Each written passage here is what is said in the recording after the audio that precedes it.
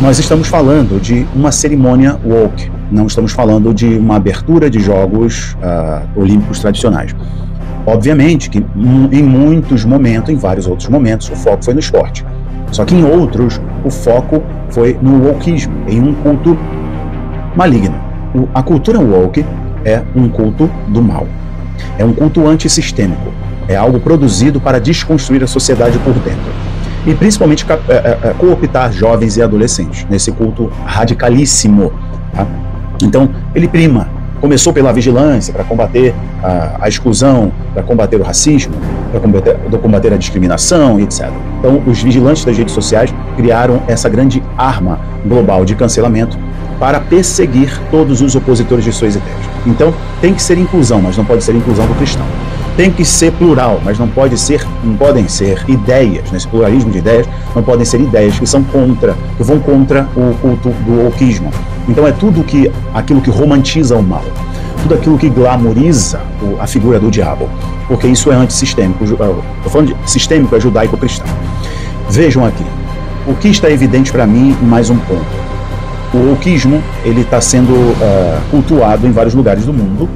Inclusive, os globalistas trabalham isso muito bem, porque o wokeismo ele é distópico, ele rompe com o sistema. Logo, se rompe com o sistema, se está aberto para um outro sistema, para uma outra ideia, para um outro conjunto de crenças, valores e regras. Mas uma observação que eu faço logo de cara para vocês. A matéria do dia 12 de julho de 2024 trouxe a seguinte manchete, um caderno de surf. Diz assim: tema religioso leva Chumbinho a refazer pinturas de suas pranchas para as Olimpíadas. Estou colocando para vocês a imagem, inclusive, enquanto vocês estão me ouvindo. O surfista brasileiro, que é o João Chianca, acho que é assim o nome dele, conhecido como Chumbinho, foi obrigado a mudar a pintura de suas pranchas. Ele leva na base de suas pranchas o símbolo do Rio de Janeiro, um cartão postal do Brasil, conhecido em muitos lugares das maravilhas do mundo, o Cristo Redentor, que é um símbolo do Brasil, é um símbolo do Rio de Janeiro, da cultura carioca, e é um símbolo da fé cristã, é um símbolo de um Brasil religioso. Mas, neste caso, ele leva o símbolo do seu estado, que é o Rio de Janeiro, e ele pinta ali nas suas pranchas, como vocês podem ver, o Cristo Redentor, que a priori, para o surfista, não é um símbolo religioso, mas é o símbolo da sua cidade, do seu estado, da sua cultura carioca, o símbolo do Brasil, e ele leva para várias competições do mundo. Mas o Comitê Olímpico proibiu ele utilizar a imagem do Cristo, alegando ser uma imagem de cunho religioso. Mas, ao mesmo tempo que o Comitê Olímpico proíbe o Chumbinho, surfista brasileiro, de colocar em decalque ou pintura o símbolo do Cristo Redentor, que é uma das representações do Brasil, todo mundo vê Cristo Redentor falar Brasil, mesmo não sabendo nada do Brasil. Alegando o símbolo religioso, eles colocaram ali na abertura símbolos religiosos, símbolos satânicos.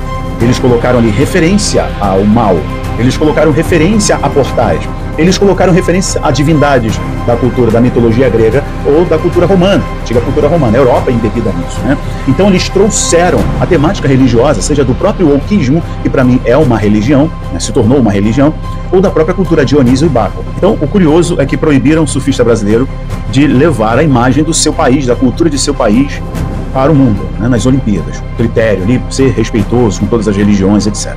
Mas fizeram um grande culto demoníaco ali. Essa é uma observação introdutória. A segunda, outra observação que eu faço, o bezerro de ouro.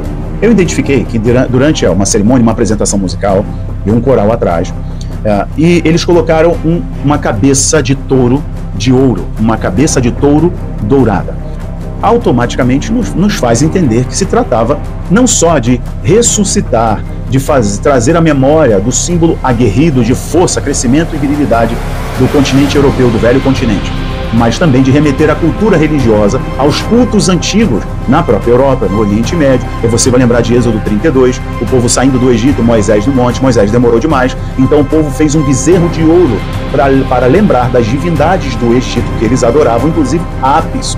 Vocês vão lembrar de Baal, que é um deus híbrido, que é meio homem, meio touro, cabeça de touro, corpo de homem, etc.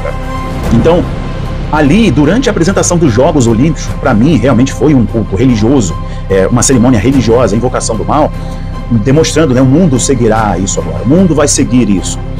Eles colocaram ali durante uma apresentação lá atrás uma cabeça bem grande de um touro, e essa cabeça dourada. Ouro é símbolo da divindade, é símbolo do divino revelado. Exemplo, a Arca da Aliança era feita de madeira de acácia, que era uma madeira que era considerada muito resistência, portanto incorruptível, revestida de ouro, por dentro e por fora, símbolo do divino que reveste a natureza. A Arca da Aliança era uma representação, era a sombra do Cristo que viria, vindo em carne, né, nascendo de mulher, do nascimento virginal, mas revestido do divino, certo? Que venceria a morte. A sua carne sofreria a morte, mas o Pai o ressuscitaria. Então o divino o ressuscitaria, dando um nome sobre todo o nome, e o nome de Cristo sendo glorificado porque ele venceu o diabo, ele venceu a morte, ele venceu o pecado. Então o divino é representado pelo ouro. Eu sou o dono do ouro, eu sou o dono da prata, vocês veem a Bíblia falando sobre isso. Então, essa cabeça de touro grande, né, revestida de ouro, tem uma conotação do divino que eles estão invocando, que eles estão adorando. Faz uma conexão direta com o bezerro de ouro. Nos lembra tanto de Baal, nos lembra de Apis. Inclusive, há um tempo atrás, eles rodaram, né, a Europa, vários países da Europa, os Estados Unidos, várias capitais do mundo, com os arcos de Palmira, lá do templo, lá na Síria. Eles reconstruíram aquele arco, que é chamado de Arco de Baal. Aquele arco bem grande de Baal, e as pessoas em Londres, em Paris, eles fizeram uma cerimônia, e ali aquele novo culto a Baal. Engraçado que os jovens na Europa, nos Estados Unidos, na Europa principalmente na cultura nórdica, voltaram a adorar os deuses da antiguidade, os deuses do paganismo, né? Então o bezerro de ouro saltou muito aos meus olhos. Eu queria comentar isso aqui para você. É mais uma confirmação que é realmente um culto de muito conteúdo profano, mas também de caráter religioso, assim, de adoração do mal mesmo. Falando em Baal, que é o deus antigo, imoral, perverso, que exigia sacrifício dos pequenos, eu preciso fazer essa conexão com vocês. Já entra no ponto 3. É o seguinte, em alguns momentos a gente conseguiu ver, eu consegui ver, uns portais e crianças em turnos, pequenos em turnos, e alguns portais. É um outro detalhe para vocês. Porém, mais interessante, ou mais bizarro, na verdade, essa é a expressão correta, é que durante aquela apresentação em que o artista, né, liberal, que colocou ali aquele deboche, aquela profanação com a pintura Última Ceia, representando a última ceia de Cristo, eles colocaram, além da performance de um artista, que eu vou falar sobre ele, mas eles colocaram ali um homem, né, que se diz mulher, uma mulher que se diz homem, aquela cultura do arco-íris toda, barbudão, desfilando, e depois eles colocaram toda aquela galera do arco-íris e os pequenos dançando junto. Eu não vou colocar os vídeos para vocês, para eu não ter que depois excluir o vídeo. Então, em alguns momentos, eles fizeram essa representação da cultura do arco-íris, sabe? Com os pequenos, porque o foco é esse, é trazer os pequenos para esse culto. É influenciar a próxima geração como eles sempre fizeram, né? Graças a Deus pelas redes sociais, e muitos irmãos cristãos conservadores estão despertando para poder combater toda essa doutrina maligna. Então, a intenção é justamente provocar, tocar na próxima geração, e por isso que eles fazem com muita frequência.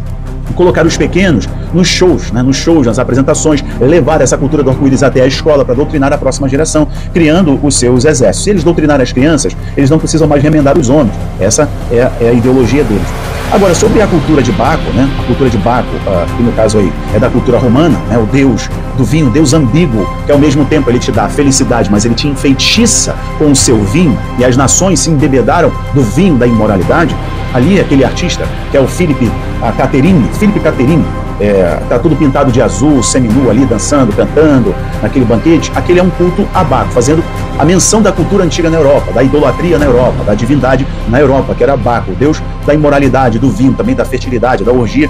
Mas na cultura grega, ele é Dionísio. Dentro da cultura grega, ele é o deus da fertilidade, é o deus da virilidade, é o deus que te encanta com a alegria e o prazer do vinho, mas também te condena. Dionísio. Então, aquela representação ali, de novo, era um símbolo de uma divindade, né? Então, rompe-se com a Europa cristã e leva a juventude, leva a Europa e as nações a um pluralismo de deuses da antiguidade, que são demônios, que se travestiram de divindade no decorrer da história e da geografia com outros nomes. Bom, então, o que nós estamos vendo aqui é mais uma prova sobre o culto que foi estabelecido ali. Como eles, num evento em que o mundo inteiro está assistindo, eles precisam dessa plataforma. Enquanto o mundo está assistindo, nós vamos mostrar qual é a nova cultura, qual é a nova visão, como que a Europa, né, o centro do mundo, foi historicamente o centro do mundo, a capital cultural mundial, política do mundo, né? Como a Europa influenciou o mundo com as navegações, como a Europa quer influenciar o mundo com o que virá a partir dela.